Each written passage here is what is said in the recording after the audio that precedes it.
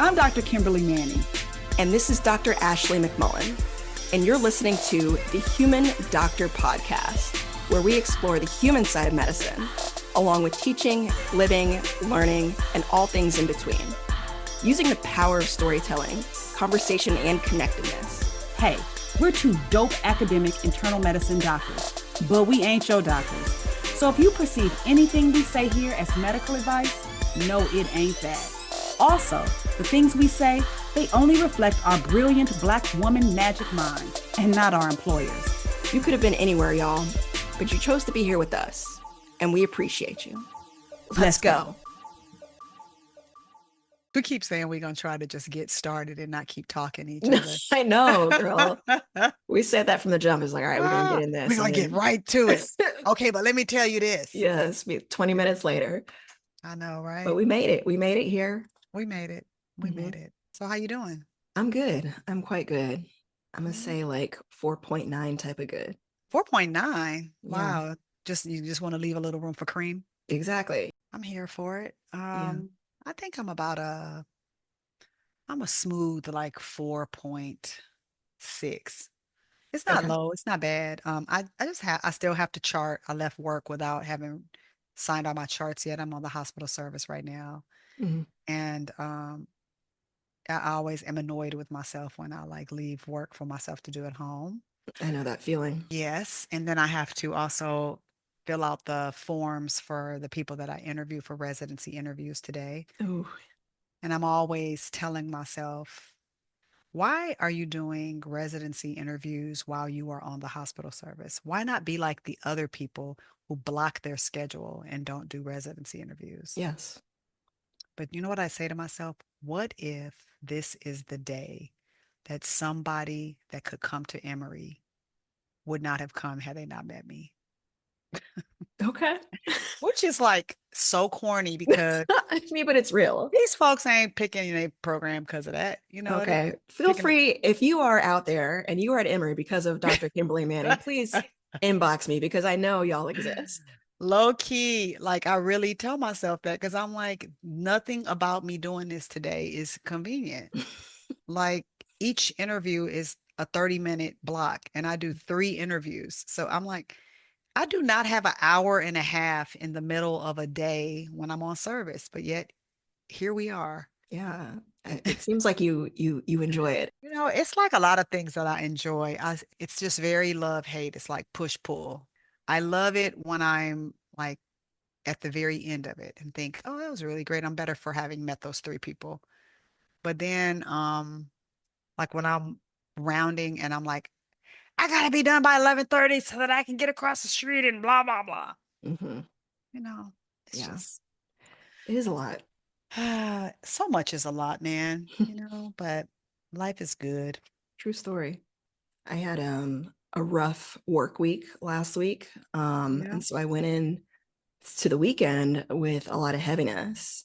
And then, I decided to go out. We had a Friendsgiving and it was hosted by this group called Oakland Community Gathering. So I have to shout them out because they like curate great events out here, specifically for Black and brown queer people.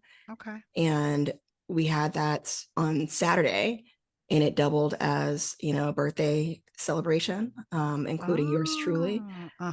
So it was just a really, really, really fun, soulful experience. That's what is actually like giving me a lot more levity going into this week. And so it's nothing like community to really lift you up. It is nothing like community to lift you up. And then just like people that are talking about something and that are about something. Mm-hmm. You know what I mean? That's great. It's great. Yeah. I have this friend, her name is Kali, and I don't even think Kali listens to our podcast. I'm gonna have to joke her about that. But you know how, I know you know because this also describes our friendship, but how some friendships are just so safe and you can like just talk about all kinds of things. But also, she is just one of these really intellectually curious people who knows a lot about a lot. And we can just kind of go down rabbit holes together and talk about all sorts of things. We have kids in college. And I think sometimes when I'm talking to her and hanging out with her, I realize just how much I need to make sure I keep like a list of friends like that, that I could just talk to about all sorts of things. We went down this whole rabbit hole about our Enneagrams Oh, and which I love ones this. are Yes. and how I'm determined I'm just gonna do mine all over again because I don't like the one that I got. I don't think that's how Because it it was works. literally the one that I did not want it to be. It's three. And Three. Okay. three sucks. I mean, like you're like I feel like you're a bad person if you're three. But I don't I gotta I'm gonna retake it though. I feel like I was sleepy when I took the Okay. test. So I'm gonna do it again because I'm There like, are good and bad aspects of, or good and opportunities, in every personality on the Enneagram. But yeah, go ahead and take that again. yeah, I might take it again. I feel like, the three got some selfish tendencies, man. The problem is that, you know, I kind of have some selfish tendencies that I'm Hmm. trying to work through. I blame it on being a middle child, man. I'm troubled, man. I Yeah, need to that's fair. unpack that with a therapist somewhere. I'm a 5. I know to see that's a good one. You're a good person. Yeah. So y'all, I am an alleged three. Okay. For, when we circle back, we're gonna confirm whether or not that's legit. But for now, there's an asterisk next to it. Oh my God. Yeah. So when I redo my Enneagram, y'all, I'll let y'all know. Yeah, keep us posted. I'm very Trying to invested. game the system. I'm trying to game the system with my answers. It is a really long test too. So I'm like, maybe I started rushing. Maybe, Okay. or maybe I'm a three. Maybe I Maybe saw. you are a 3. I think we need to emotionally prepare for that. I don't want to be a three. The one I didn't want to be. If you're an Enneagram three out there, this is not meant to throw shade to you, but Mhm. low key it is. You probably are somebody that. Oh my God. Anywho, Yeah. oh, guess what I did today? What? I played some Christmas music today. Today was my first day breaking the seal on on the holiday music. I think that's allowed. Does it bring you joy? Like, It brings me so much joy. I don't have Alexa. I have the Google Home. So I was yep. like, okay, Google, play Temptations Christmas I was gonna music. ask, what's your genre Yeah, my of prompt is Christmas? Temptations Christmas music, and then they play everything like all the soulful, like, all the good ones, all the Stevie Wonder ones and all the Mhm. it just made me so happy. So I think I'm Oh, about to start decorating this week. you literally just activated my Google Home. Do you I hear that? did. Yes, the Oh, Temptations sweet. are playing right now. Hold on. Oh, is it really? Yes, hold on a Oh, second. that's amazing. Google. Hey Google, stop. You're so rude to yours. I'm I messing tr with I actually say I usually say please and thank you, but yeah, I'm in the middle of something that wasn't even my voice, so it should know better. Oh, that's so good. Mhm. Well, can I just randomly say shout out to Catherine Sorrentino? We have not shouted her out in a minute. Yeah. So Catherine is the person who does our show notes. If you ever click onto our podcast and you want to link over to some of the things that we've discussed to see if we just made it up or not, the person who make sure we're legit is Catherine. Mhm. She is a resident, now chief resident at Anne Marie. But the coolest part about her is that she just came to us and said, "You guys always crack these jokes about how you don't have show notes. Let me do your show notes." Mm.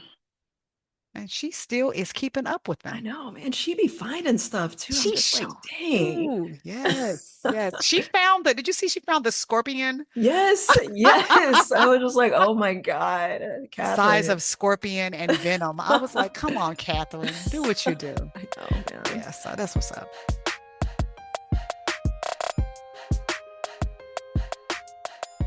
Kings, queens, and non-binary royalty, East Coast, West Coast, down South, Midwest, and overseas, wherever you are.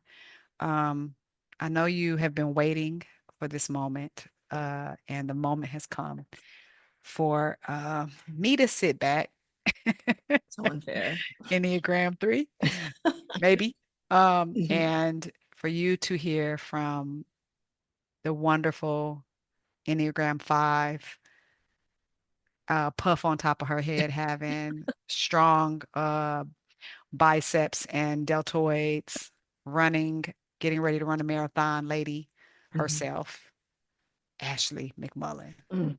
Whoop, whoop, whoop, whoop, whoop. All right, Ashley. Uh-huh. Dr. McMullen, what Uh-huh. is the what? The what, which I hope has not been duplicated. The what is celebration. Celebration.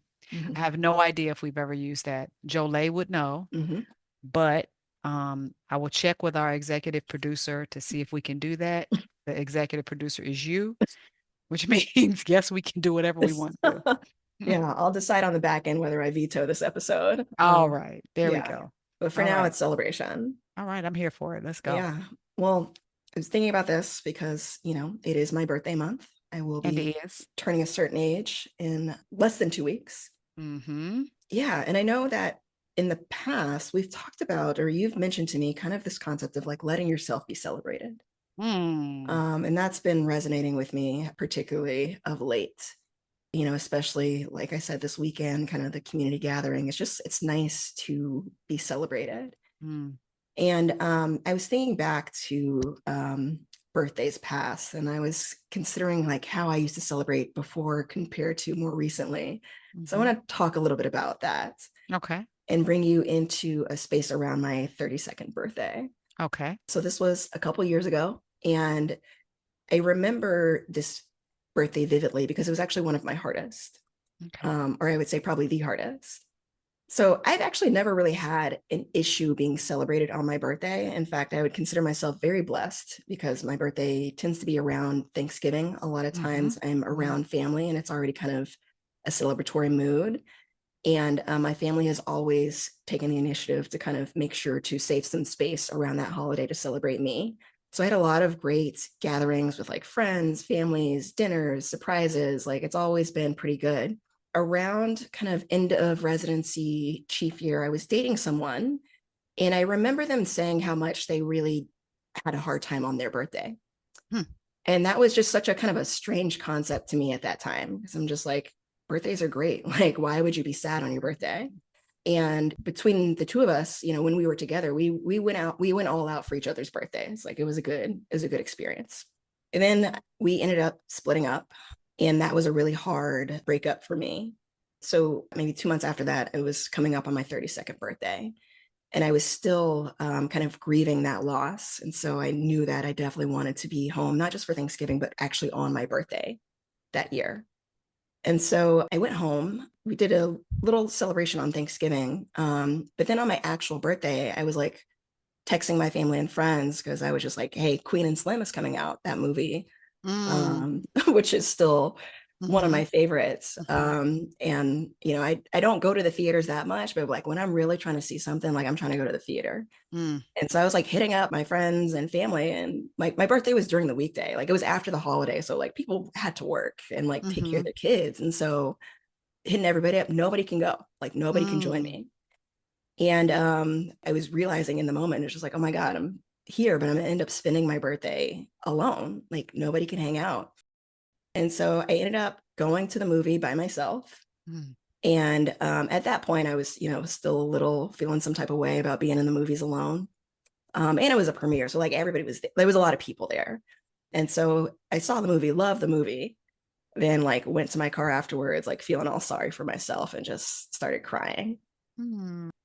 I ended up going back home, like trying to kind of pull it together. And my brother came home, oldest brother David, and he's just like, come on, we're going out. So he actually had been planning to take me out after work. And so it ended up being a great evening. But, it was initially kind of my first understanding of how hard that could be. Fast forward in the intervening years, like, I've continued to have great birthdays, lots of good surprises, time with family. And then last year, I was also at home on the actual day. And, my family had planned something. We had like this whole spa day. It was lovely. And then I actually made the decision that like that evening, I actually wanted to spend that time alone. Mm. And it was my first time actually being intentional about it. And I don't know why. I think I was just kind of feeling a little overwhelmed and just like, this has been obviously a lot has happened this year, and especially like in terms of family. And I think that that day I was just feeling this pull to kind of take care of myself. Mm. And so I was in Houston, and I had like seen on social media this new boutique Black owned hotel that had just opened near Midtown. And I really wanted to check it out. So I was like, here's my chance. Book myself a nice room. Wow. And I got there. There was, Black women at the front desk that greeted me. And they're like, what's the occasion? I was like, oh, it's my birthday. I want to do a little solo thing. So I went to my room, and then later I heard a knock on the door. They like got me these balloons and like a card and everything. It was so sweet. I ordered takeout, a bottle of wine. I watched like the last of that season of the Great British Bake Off, which for some reason always like makes me very emotional. I cry every time I watch that show. Oh, wow. It's just so good. It's so good. And there was actually a moment in the evening, I was feeling a little anxious. Like, do I really want to spend this time alone?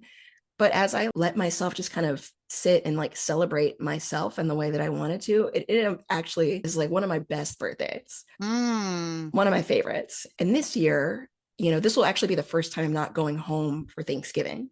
And for a number of reasons, like, I've been home every, the last several years. Mm-hmm. And so I wanted to kind of pay it forward to, my colleagues who've always covered for me during the holiday. And also like travel is no joke these days. And so I decided that, I'm going to stay here. I've got a plan for another bougie solo stay for myself. Okay. And I am just really excited about it. And, when I was looking back, as I was like planning this or thinking about plans, I was, remembering that 32nd birthday when I was so sad about being alone. And how grateful I am now that I have kind of grown in this way to like love myself enough to where I'm excited to celebrate myself and do it in a way that feels good and meaningful to me. Although I'm still here for a good surprise party, but I don't need it. I love that. I love that. I love that liking yourself enough to want to hang out with you. Mm-hmm. Yeah, that's really cool. I do know that there are some people who are like, I call them birthday-y. Like they are very much like celebrating the whole month, and it's like 5 million things connected to their birthday. And God bless those people. Um, and then there's people the whole other extreme who just like don't really want anything at all. Um, but I do think that the thing is your birthday is your birthday. Mm-hmm. So I used to judge both of those aforementioned people. Like those who did too much, I would be like, they doing too much. And those who didn't want to do anything, I was like, that's so sad. But it's your birthday. So your Mm-hmm. birthday, you should be able to celebrate the day that punctuates you arriving, however Mm-hmm. you so choose. And if that's by yourself, do your thing. And if on a different year you wanted to be with a whole bunch of friends, do your thing. And if you want the whole month of November to be all about you, and you have enough friends who are willing to tolerate that, and do what you do. Yes, I absolutely. mean, so yeah, I'm actually glad that you found that space. I do think that sometimes with birthdays, celebrations, weddings, all Mm-hmm. sorts of things, I do think if you get old enough to reach a point where it's not about what it seems like, Mm. you can have a better time. I remember a long time ago, there was a song from this musical, and I'm sorry, it's really throwback musical. The musical is called "The Me Nobody Knows." It was a Broadway musical before you were born. I'm glad you don't expect me to know that because No, I usually, don't. I don't expect most people to know this, okay. but there is a song in it called Dream Babies, and in one of the lines of the song, it says, "Is anything real or does it just seem?" Hmm. And for whatever reason, I always like linger on that. Is anything real or does it just seem? Is anything wrong? Is anything right? What do you dream, baby, tonight? So you look at social media and you're like, is anything real or does it just seem? Wow. But when it's just you by yourself, you don't have to really ask that question. Mm. Unless you like take some fake pictures and try to make it look like it was more lit than it was. But Yeah. yeah, I don't know. I mean, it's probably like corny the way I'm describing this, but I do find that and me thinking that in my head because, I photograph a lot of my life and photojournal a lot of it. And I do sometimes say to myself, is anything real or does it just seem? But if you're with me, you were in the pictures, you'll actually know that it's pretty much what we were doing. I just like to capture it. Yes, absolutely. I do think about that a lot because, we just kind of live in a moment where society gives you like 1,000,001 ways not to actually live.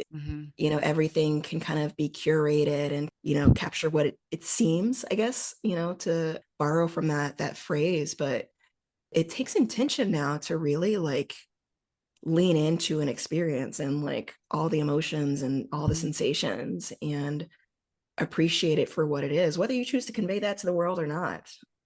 Right. I realized for myself, because my husband is very private and in a moment is often, you know, particular about what we photograph and stuff like that. But I realized that when I curate moments with photographs and moments and stuff like that, it's often for me, the consumer, because few things make me happier than like something coming up on my memories somewhere, and I'll look at it and I'm like, oh man, that was a good time. Yeah. Ah, that was really, really fun. Oh, that was fun. This summer, those pictures when I met you and your mom and Sunny, Yes. and we were hanging out in the Oh my Ponce City Market. God. Those came up on my social media memories over the summer. And it just reminded me of like, oh yeah, this is sometimes why I curate things. And that's okay, because that's what I want to do. Yeah. With my experience, you get to choose, just like your birthday. You Yes. choose. If you Yeah. want to just hold it as a memory in your head, or if you want to have images, if you want to be by yourself or not. Yeah. Yeah. I'll decide in the moment if I'm gonna. No, I'm definitely taking photos. I want people to know. I love it. Yeah. My husband's late father was born on the same day as you. Oh yeah. That's always I don't know, I just think it's always kind of special how things like overlap and connect and, connect people. I love sort of knowing that, you know. I Yeah. agree. Well, sis, you told me that you had some things to do today, and we coming up on the time of said things grown folks have to do. And I'm just gonna mosey in front of my TV and watch a little Monday Night Football with my laptop on my lap while I chart. Sounds Sounds lovely. like a rager, right? Yeah, right. Take it easy on yourself. You got to get up in the morning. Yes, I do have to get up in the morning, but it will be my last day on the hospital service and count down to seeing my college-aged kids who are out here in this world making me proud at their HBCUs. I love that. I love that too. All right, almost birthday, sis. All right. Peace up. H-Town, Oaktown, and A-Town Town. Yes. All of them. All of them. All right, holla. That wraps up this week's episode of the Human Doctor Podcast. Special thanks to our favorite brother gastroenterologist, Dr. Chuma Obiname, for the beats. Shout out to the Dr. Ashley McMullen for editing and production. Mad love to our podcast family at The Nocturnist and the Clinical Problem Solvers, our Med Twitter fam. And especially shout out to all of you, our listeners. Until next week, remember, we see you and you are enough. Holla!